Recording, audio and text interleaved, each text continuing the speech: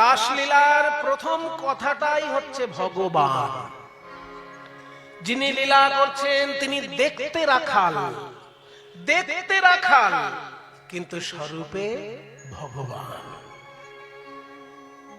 রাখাল বলে যদি আমরা মনে করি তাহলে ভুল করছি।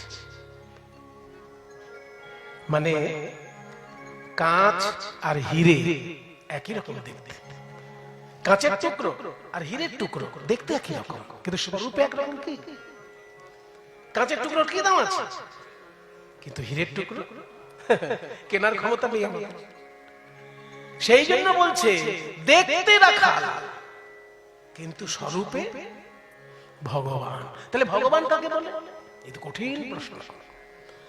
ভগবান কাকে বলে তার একটা সহজ সরল উত্তর দেবার চেষ্টা করেছে বিষ্ণু পুরাণ। বিষ্ণু পুরাণে একটা শ্লোকে বলা হয়েছে ভগবান শব্দের অর্থ। শ্লোকটাকে আগে বলি। ভগবান আপি, ভগবান সম্পর্কে বলছে ঐশ্বর্যস্য সমগ্রস্য বীর্যস্য যশস্যস্য জ্ঞান বৈরাগ্যয়োশ্চৈব শাণাং ভগ ইতিঙ্গনা। যেমন ধন সম্পত্তি আছে যার তাকে বলে ধনবান, জ্ঞান আছে যার তাকে বলে জ্ঞানবান, তেমনি ভগ আছে যার তিনি ভগবান। ভগ শব্দটার অর্থ কি না, ছয়টি জিনিস যদি পূর্ণ মাত্রায় একসঙ্গে থাকে তাকে বলবো ভগ। ছয়টি জিনিস পূর্ণ মাত্রায়, একটু আধটু থাকলে হবে না, পূর্ণ মাত্রায় থাকতে হবে। সেই ছয়টি জিনিস কি কি? ঐশ্বর্য। ঐশ্বর্য মানে টাকা পয়সা নয়, কিন্তু আমরা ঐশ্বর্য বলতে বুঝি বাড়ি গাড়ি জায়গা জমি, কিন্তু এখানে ঐশ্বর্য মানে ঐশ্বরিক ক্ষমতা। ঐশ্বরিক ক্ষমতা ঐশ্বর্য। বীর্য মানে বীরত্ব। ওই জন্য বলছে মানে বাংলা জেনে সবসময় কিন্তু সংস্কৃতের মনে করা যাবে না, সংস্কৃতটাকে সংস্কৃতের মতন জানতে হবে। ওই জন্য পণ্ডিত আনুগত্যের না শিক্ষা হলে সঠিক শিক্ষা হয় না শাস্ত্রে। নিজে নিজে মানে করতে গেলে এটা বিশ্রিয়ান, যে এখানে ঐশ্বর্য মানে আপনি ভাবেন টাকা পয়সা, তাহলে ভাবেন যার টাকা পয়সা অনেক সেই ভগবান, বোকার মতন। এখানে ঐশ্বর্য মানে টাকা পয়সা নয়, এখানে ঐশ্বর্য মানে হচ্ছে ঐশ্বরিক ক্ষমতা। সেটা কি কি? সেটা আবার আটখানা, ঝামেলা আছে। ঐশ্বরিক ক্ষমতা আটটি কি কি? যাকে বলে অষ্টসিদ্ধি। যোগীরা যখন যোগ সাধনা করতে করতে করতে করতে চরম শিখরে উঠে যায়, শেষ মাত্রায় পৌঁছে যায়, তখন এই আটখানা ক্ষমতা একটু একটু তাদের চলে আসে। এই জন্য একে বলে অষ্টসিদ্ধি। যোগ সাধনা করে যে সিদ্ধি লাভ করা যায় সেইটাকে বলে ঐশ্বর্য। সেগুলো কি কি? আটখানা অষ্টসিদ্ধি। অনিমা মহিমা লঘিমা গরিমা প্রাপ্তি প্রাকাম্য ঈশিতা কামা বসাইতা। এই আটখানা ঐশ্বরিক ক্ষমতাকে বলা হয় ঐশ্বর্য। এক নম্বর। তারপর হচ্ছে বীর্য। বীর্য মানে বীরত্ব। ঐশ্বর্য যেমন থাকবে বীরত্বও থাকবে পূর্ণ মাত্রায়। কিন্তু ওই জন্য ভগবান শ্রীকৃষ্ণ গিরি গোবর্ধন ধারণ করেছে। কই আমি আপনি তো পারবো না। বীরত্বের একদম শেষ মাথা, শেষ সীমা দেখিয়ে দিয়েছিল গিরি গোবর্ধন ধারণ। তাহলে ঐশ্বর্য বীর্য। তারপর হচ্ছে যশ, যশ খ্যাতি। শ্রী, শ্রী মানে সৌন্দর্য, আবার শ্রী মানে সম্পদ। ঐশ্বর্য বীর্য যশ শ্রী। জ্ঞান, জ্ঞান মানে শাস্ত্র জ্ঞান, আবার শাস্ত্রের অতীত জ্ঞান। যে জ্ঞান বইপত্র পড়ে হয় তাকে বলে শাস্ত্র জ্ঞান, আর যে জ্ঞান ধ্যানের মাধ্যমে লাভ করতে হয় তাকে বলে বিজ্ঞান। বিশেষ রূপে জ্ঞান, তাই বিজ্ঞান। আমাদের ভারতবর্ষে বিজ্ঞান শব্দের মানেটাই আলাদা। ভারতবর্ষে বিজ্ঞান মানে সায়েন্স নয়। এটা সায়েন্সের ট্রান্সলেশন খুঁজে পাওয়া যাচ্ছে না শব্দ, সেই জন্য বিজ্ঞানটা বসিয়ে দিয়েছে। সায়েন্স মানে আমাদের চোখে কি? জীবন বিজ্ঞান, ভৌত বিজ্ঞান, এগুলোকে আমরা সায়েন্স, এগুলোকে বিজ্ঞান বলি তো, কিন্তু ওটা বিদেশিদের অনুকরণে বলা হচ্ছে। ভারতবর্ষে মুনি ঋষির কাছে বিজ্ঞান শব্দের অর্থ আরো গভীর। ওখানে জীবন বিজ্ঞান ভৌত বিজ্ঞানের আরো ঊর্ধ্বে তার স্থান। তার মানে ধ্যান করে যে জ্ঞান লাভ করতে হয়, যে জ্ঞান পড়াশোনা করে হয় না, ধ্যান করে যে জ্ঞান লাভ হয় তাকে বলে বিজ্ঞান।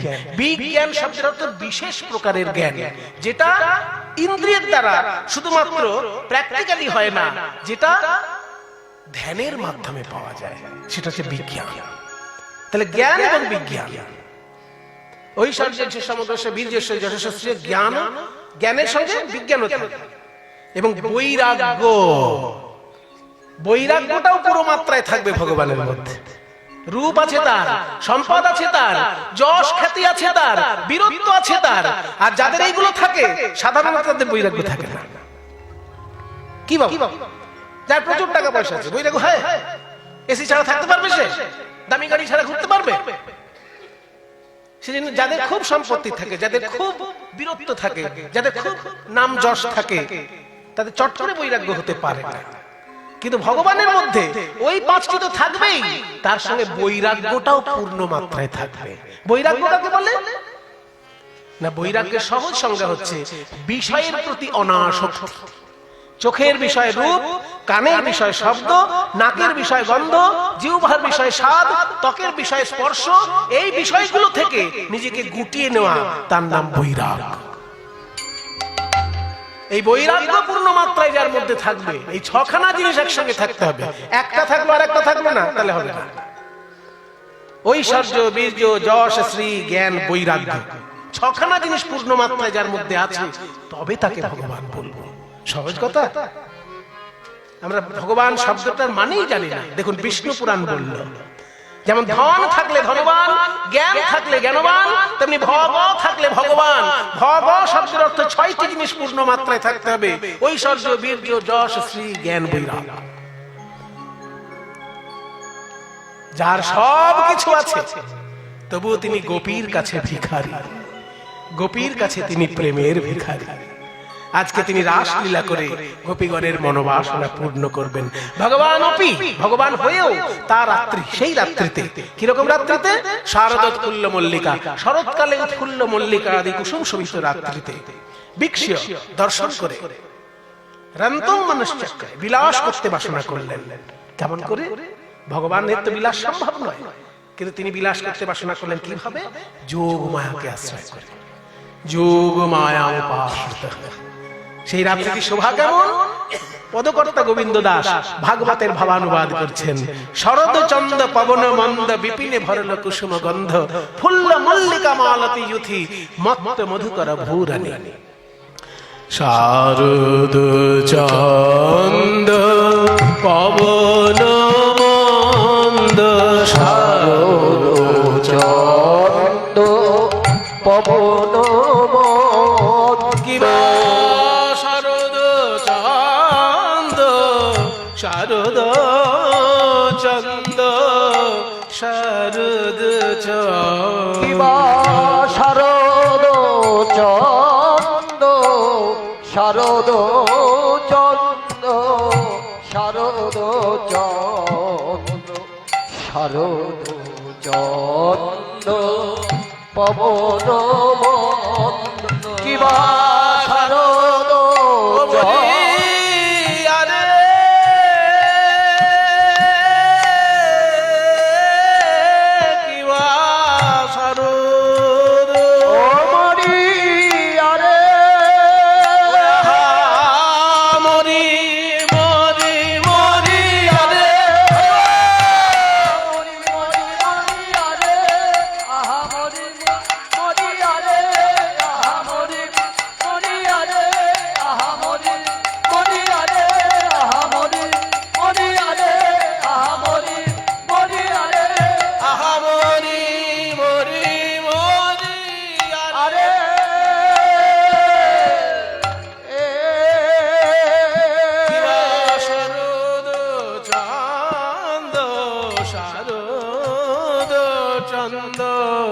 শারদ চন্দ, শারদ চন্দ, চাঁদ উঠেছে, চাঁদ উঠেছে, চাঁদ উঠেছে, চাঁদ উঠেছে, নীল গগনে চাঁদ উঠেছে, নীল গগনে চাঁদ উঠেছে, নীল গগনে চাঁদ উঠেছে।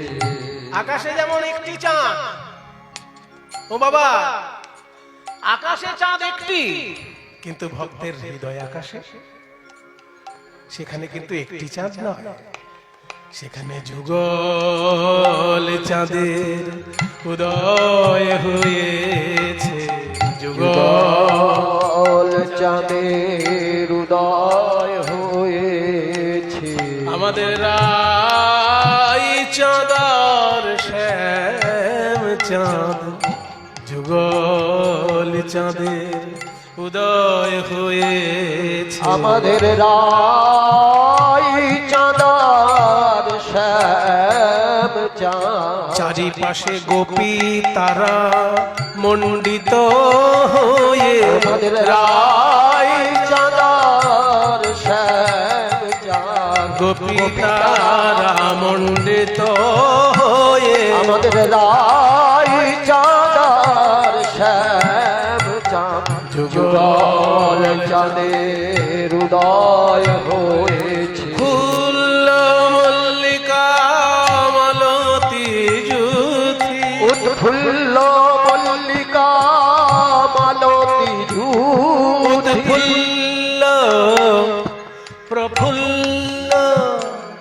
উৎফুল্ল ফুল্ল ফুল্ল, উৎফুল্ল মল্লিকা মালতী যুথি। আহা মত মধুকর ভোর, আহা মত্ত মধুকর ভোরনি, আহা মত্ত মধুকর ভোরনি, আহা মত্ত মধুকর ভোরনি, আহা মত্ত মধু। তারা গান করে রে মত মধু, তারা গান করে রে, তারা গান করে রে, তারা গান করে রে, মত্ত মধুকর ভোরনি।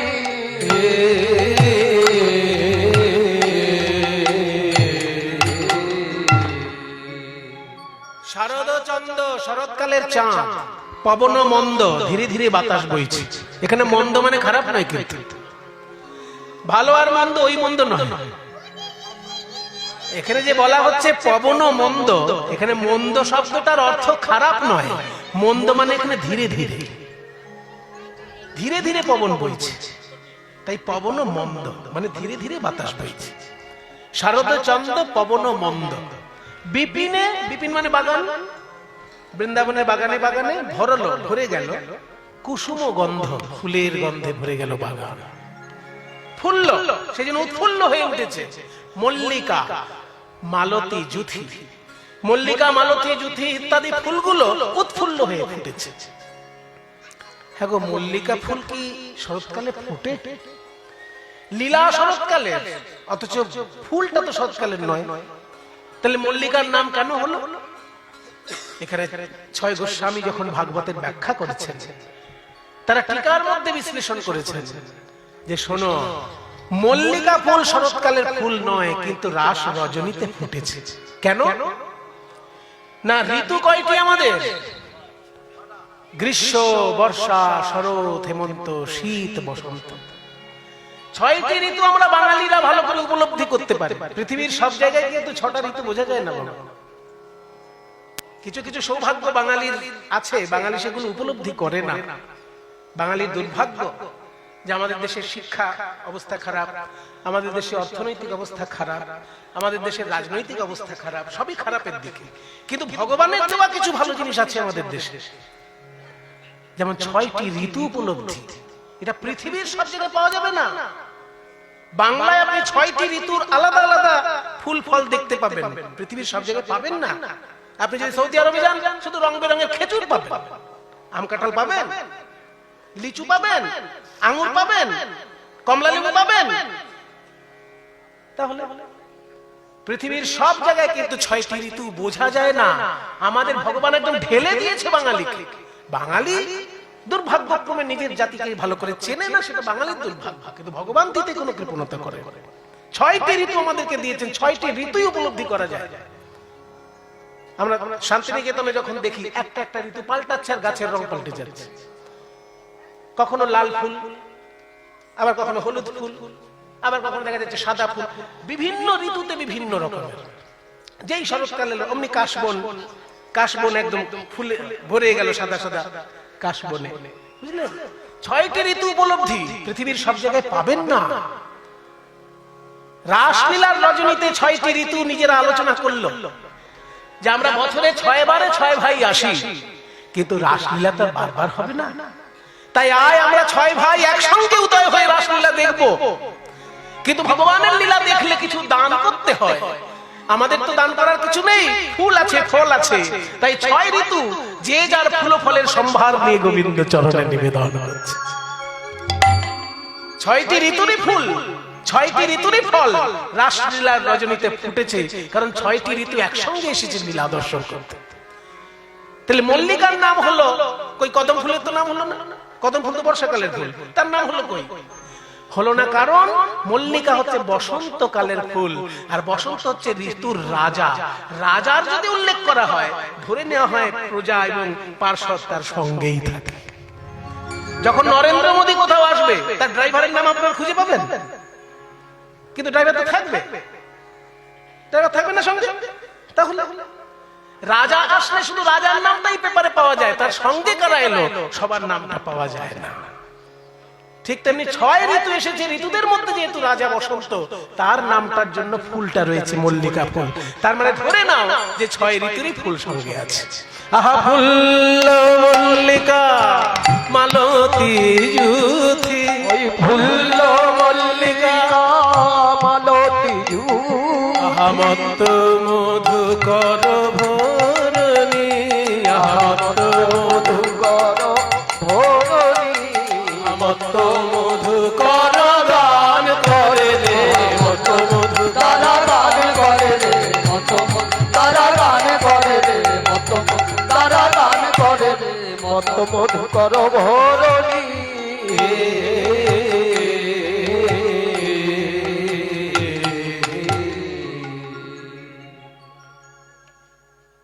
কত সুন্দর সেই রাত্রি শোভা, সেই রাত্রি শোভা দর্শন করে ভগবান কি করলেন, হে রে রাতি ऐसन भाती, হে রে রাতি ওই ছাড়ো ভাতি, শ্যাম মোহন মদনে মাতি রে,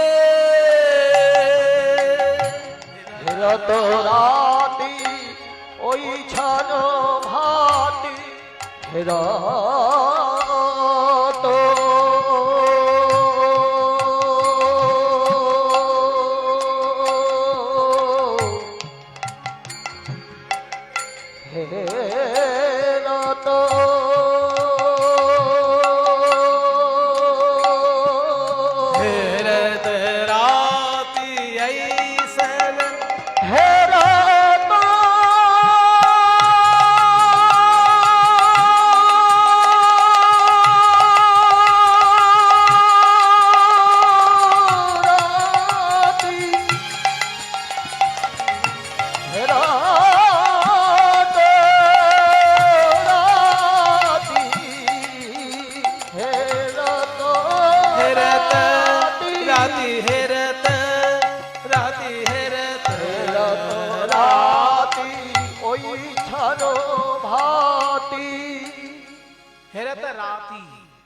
রাত্রিটা দেখছেন ভগবান, হেরাতা মানে দেখছেন রাত্রিটা কেমন।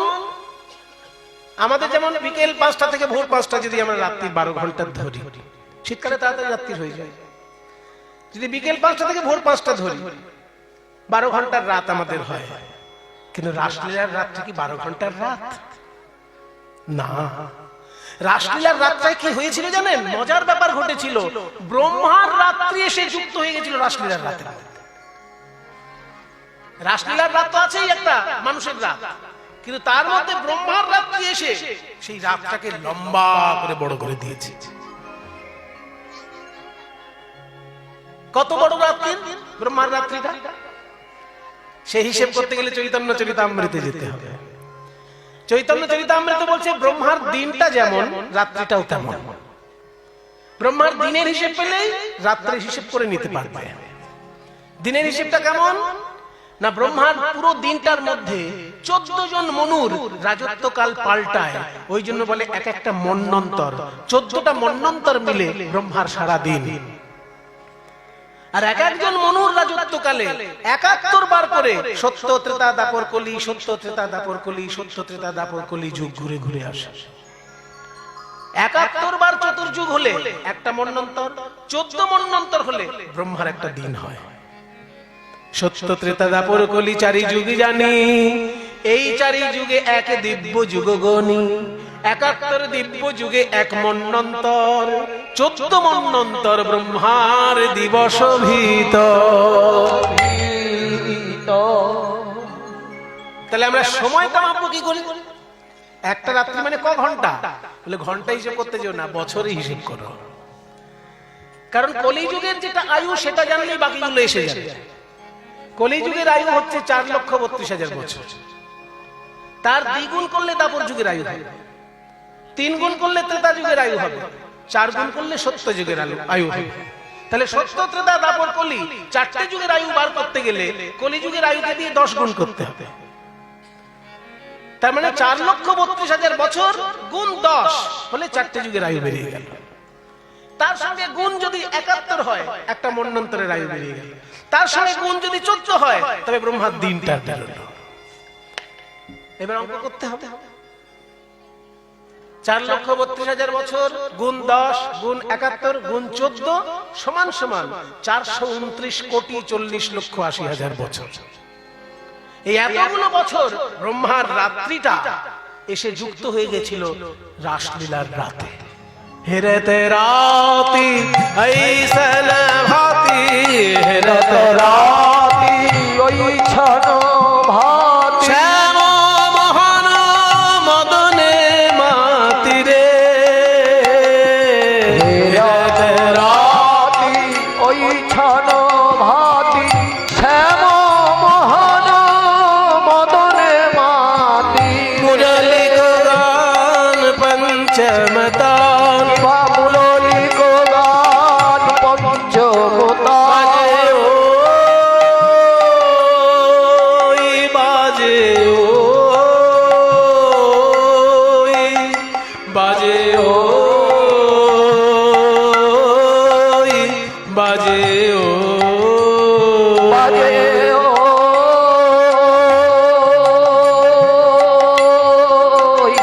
বাজে বাজে বাজে বাজে মুরলি মুরলি মুরলি। বারবার মুরলি বলছি কেন? না, মুরলি মানে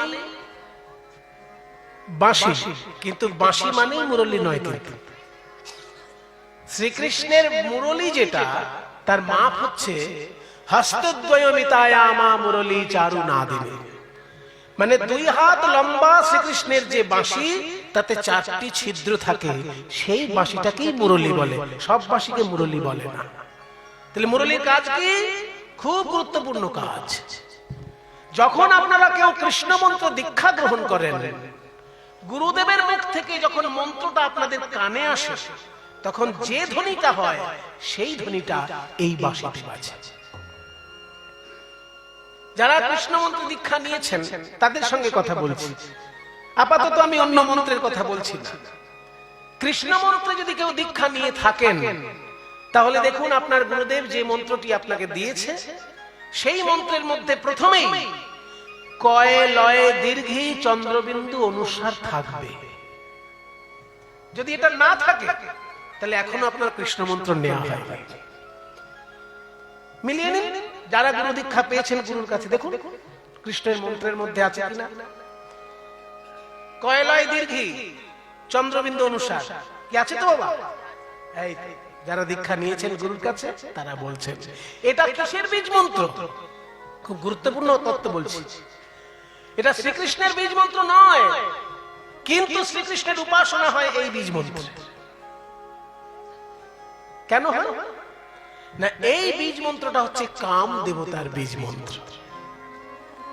কিন্তু কাম দেবতা যখন কৃষ্ণের কাছে পরাজিত হয়ে গেল, তখন কাম দেবতা কেঁদে বলল, হে ঠাকুর, লোকে দেবতার পুজো করে, কিন্তু আমি যে আপনার কাছে পরাজিত, আমার পুজো তো তাহলে আর কেউ করবে না।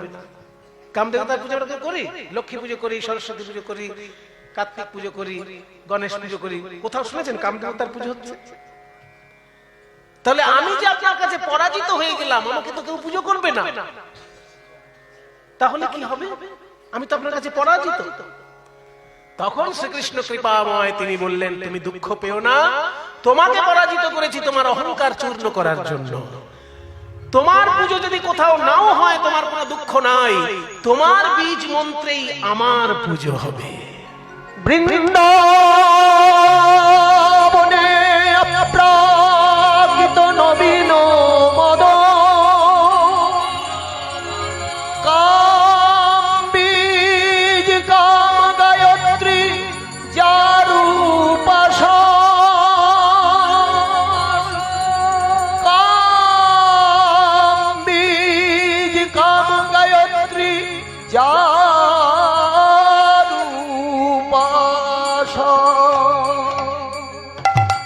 এই যে পংক্তিটি বলা হলো, এটা ত্রিপদী ছন্দ চৈতন্য চরিতামৃত থেকে বলা হলো যে শ্রীকৃষ্ণের পুজো হয় কিন্তু কাম দেবতার বীজ মন্ত্র দিয়ে। কারণ কাম দেবতা কৃষ্ণের কাছে হেরে গিয়েছিল, দুঃখ পেয়েছিল, তাই শ্রীকৃষ্ণ বলেছিলেন তুমি দুঃখ পেও না, তোমার বীজ মন্ত্র আমার পুজো। যেখানে কৃষ্ণের পুজো হবে সেখানে এই বীজ মন্ত্রই লাগবে। তাই এই যে বীজ মন্ত্র, যেটা শ্রীকৃষ্ণের বীজ মন্ত্র হিসেবে ব্যবহৃত, কয়লয় দীর্ঘি চন্দ্রবিন্দু অনুসার, দেখুন 5খানা অক্ষর আছে, সবগুলো গুরুত্বপূর্ণ ব্যাপার। ক আছে, ল আছে, দীর্ঘি আছে, চন্দ্রবিন্দু আছে, অনুসার আছে। ক, ল, দীর্ঘি, চন্দ্রবিন্দু, অনুসার, 5খানা অক্ষরের মিলিত সম্মিলিত। কেন? মদন দেবতার 5টি বাণ আছে না? মদন দেবতা যখন কাউকে বাণ মানে 5টি বাণ মানে, মদন, মারণ, শোষণ, মোহন, স্তম্ভন। ওই জন্য তার বীজ মন্ত্রের মধ্যে 5খানা অক্ষর আছে। সেই জন্যই বললাম, গুরুর কাছে যখন আপনি দীক্ষা নেবেন, যে ধ্বনি আপনার কানে প্রবেশ করবে পবিত্র ধ্বনি, ওই ধ্বনি কৃষ্ণের বাঁশিতে বাজলো রাসলীলায়। মুরলী কো গান পঞ্চমতান, বাজে মুরলী কো গান পঞ্চমতান, কুলবতী চিত চোরণী, কুলবতী চিত চোরণী, কুলবতী তারা ধেয়ে চলিল, তারা ধেয়ে চলিল, তারা ধেয়ে চলিল, কুলবতী চিত চোরণী।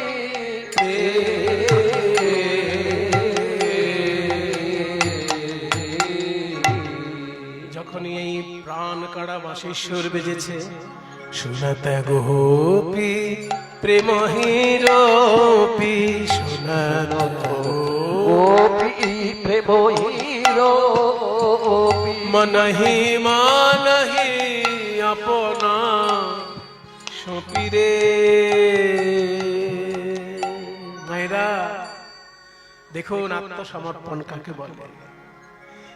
গায়কের কাছে গান শুনলে আমরা দক্ষিণা দিই, পাঠকের কাছে পাঠ শুনলে আমরা দক্ষিণা দিই, আর শ্রীকৃষ্ণের বাঁশি শুনে যে আমার সব এদিক ওদিক হয়ে গেল, সেই শ্রীকৃষ্ণকে আমি কি দক্ষিণা দেব? অপ্রাকৃত বংশীর ধ্বনির কোন প্রাকৃত দক্ষিণা দেওয়া চলে কি?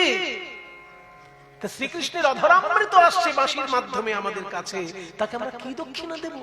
অমৃত পেলে কি দক্ষিণা দেওয়া যাবে? ওই জন্য গোপী কি দিল দক্ষিণা? তারা মন প্রাণ সপে দিল রে, মন প্রাণ সপে দিল, তারা মনে মনে মন সপে দিল রে, মনে মনে মন সপে দিল। হে গোবিন্দ তোমার হলাম, ওহে প্রাণনা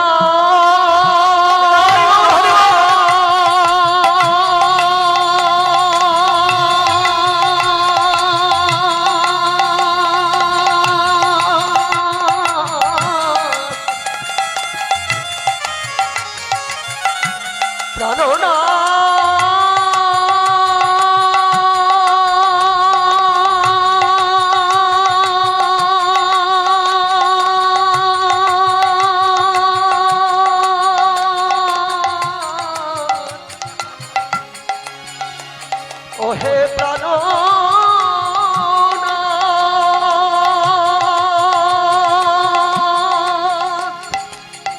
আমরা তোমার হলাম বলে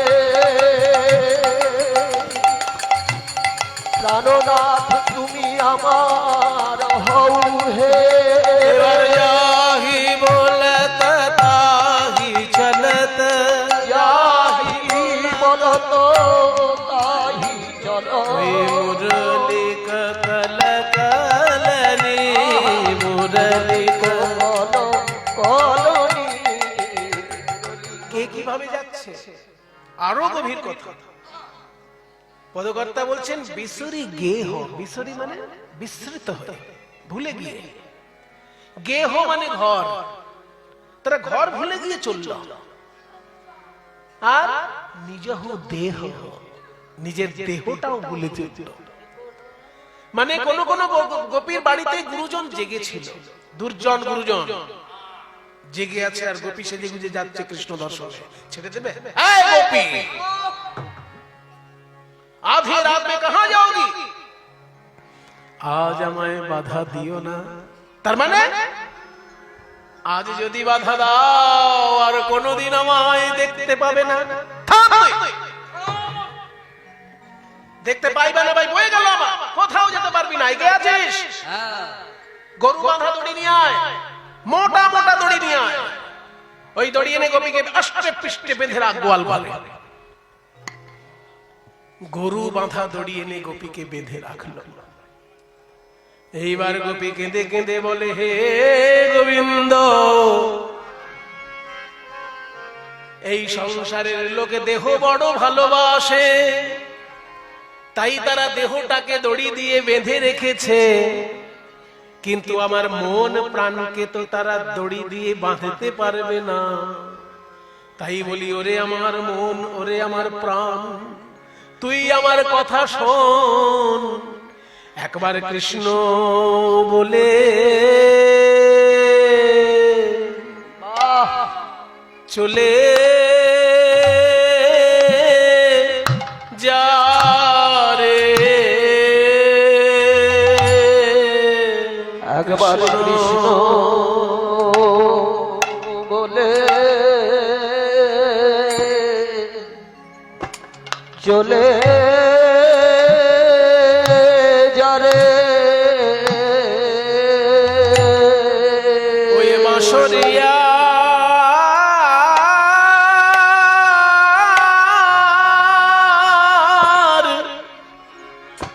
বাঁশরিয়ার শ্রীচরণে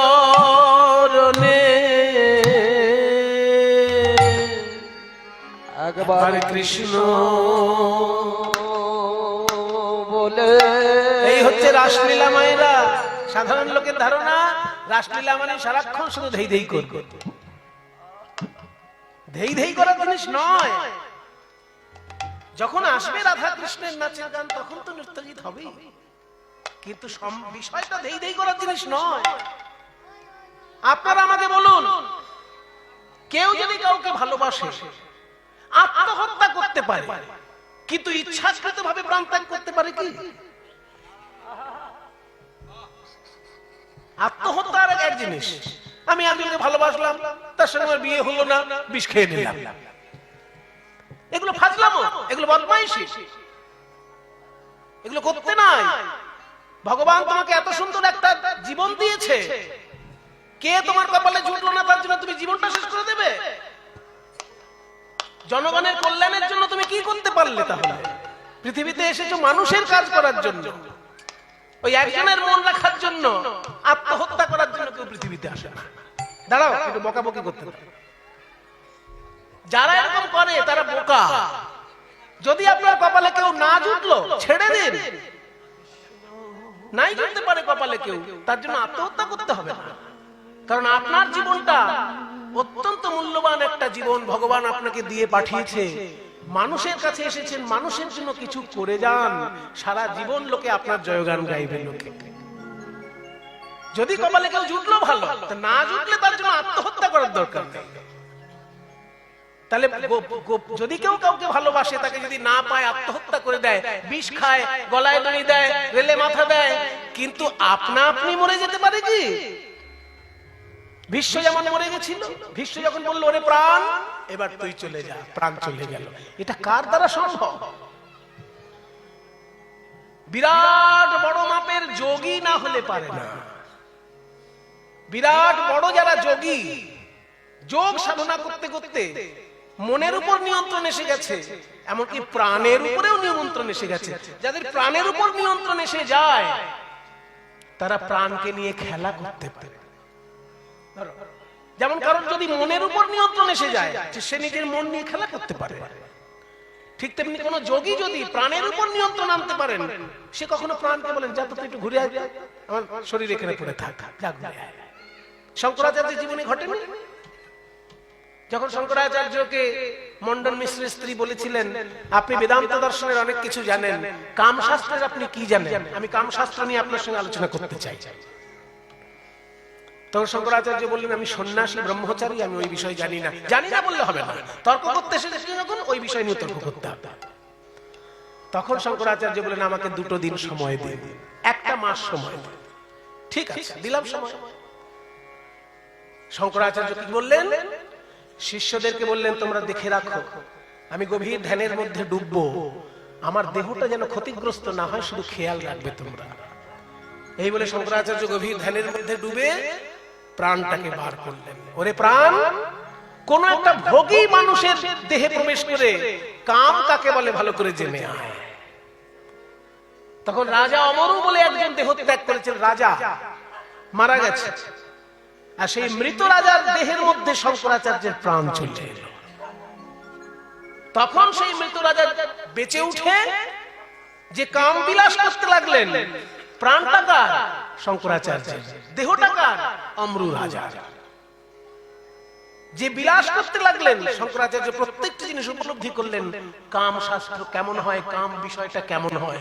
রাজার মাধ্যমে যখন তার জানা হয়ে গেল, আবার তিনি ওই দেহ ত্যাগ করে চলে আসলেন, আবার এই শরীরে তার প্রাণ চলে এলো। এইবার মন্ডন মিশ্রের স্ত্রীর সঙ্গে বলল আপনি যে প্রশ্ন করবেন আমি তারই উত্তর দেব। এগুলো আমাদের ভারতবর্ষের মনীষীদের কথা। এগুলো যদি আমরা না জানি তাহলে তো আমরা কি করব? আমাদের মতন হতভাগার কে আছে? তাহলে শঙ্করাচার্যের মতো উচ্চ কোটির যারা যোগী তারা পারে ইচ্ছাকৃত ভাবে দেহ ত্যাগ করতে। অত সহজ নয়। প্রাণকে বললাম প্রাণ চলে গেল, কিন্তু গোপীরা সেটা করতে পেরেছে। গোপীরা যখন দেখলো যে আমাকে আষ্টে পৃষ্ঠে বেঁধে রেখেছে, আমাকে কৃষ্ণের কাছে যেতে দিচ্ছে না, তখন নিজের প্রাণকে বলছে ওরে প্রাণ, এই সংসারে থেকে কি হবে যে সংসার কৃষ্ণ ভজন করতে দেয় না? সেই ঘরে থেকে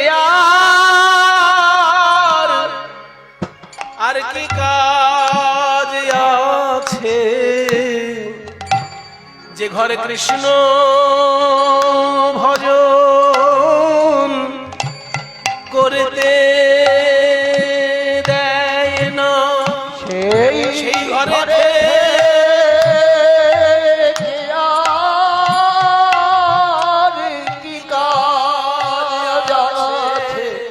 বলি যে ঘর কৃষ্ণ ভজতে দেয় না। একবার কৃষ্ণ বলে চলে চলে যা রে। এই হচ্ছে রাসলীলা, গুলিয়ে ফেলবেন না। কোন মানুষ পারে না ইচ্ছা করে প্রাণটা ত্যাগ করতে, যদি সে বিরাট বড় যোগী না হয়। কাজী ব্রজগোপীরা যোগীর শিরোমণি, দেহ থেকে প্রাণটা আপনা আপনি চলে গেল, গলায় দড়ি দিতে হলো না, ছুরি বুকের উপর চালাতে হলো না, আপনা আপনি তার প্রাণ চলে গেল কৃষ্ণ চরণে। জানেন, সব গোপীর আগে ওদের প্রাণ কৃষ্ণ চরণে আগে এসেছে। जाहि बोलत ताहि चलत, जाहि बोलत ताहि चलत, मुरली गगल कलनी सुरगे हनि जहु देह एक नय काजल रे। একটা চোখে কাজল দিয়েছে। এবার বাহে রঞ্জিত কঙ্কন এক বাহে রঞ্জিত কঙ্কন এক, এক কুণ্ডল দোলনি এক কুণ্ডল দোলনি, তাহি বেলি সখী সখী মেলি कहू को पथ ना हेरी रे। जाहि बोलत ताहि चलत, जाहि चलो ऐसन मिलल गोकुल चंद गोविंद दास बोलली गोविंद दास श्यामल लीला है रे गोविंद दास लीला है रे गोविंद दास लीला है रे गोविंद दास बोलनी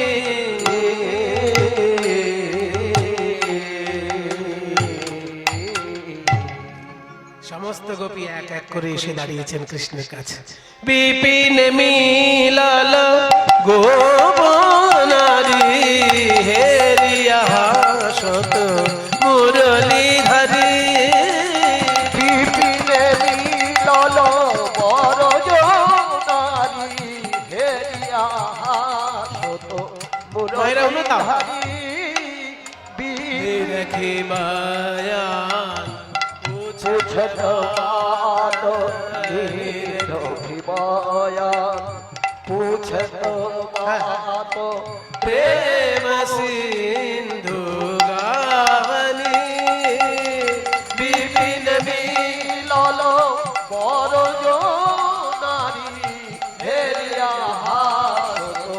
মুরলীধারী মুরলীধারী उछत सावक गमन खेमा পুছত শাবক গমন খেম कहत किए करवा प्रेमा কহত কিয়ে করব প্রেম ब्रज की साबहु कुशल बात ব্রজ কিশোর কুশল बोलो काहे कुटिल चाहनी বিপিনে মিলল বরজনারি स्वागतम स्वागतम सुस्वागतम বলো গোপীগণ আমি তোমাদের কি